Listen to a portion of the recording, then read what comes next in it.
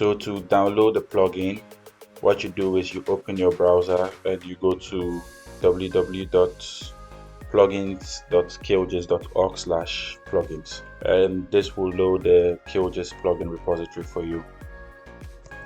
Then in the search button, you search for Environmental Assessment Studio, and this should load the plugin for you.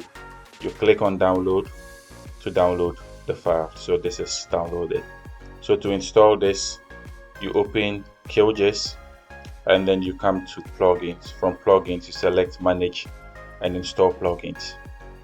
In the plugins repository, you click on install from zip, click on the three dots to the right, and then search for the folder location.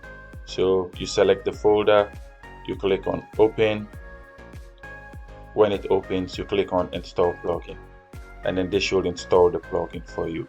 So this is the process you use to download and install the plugin.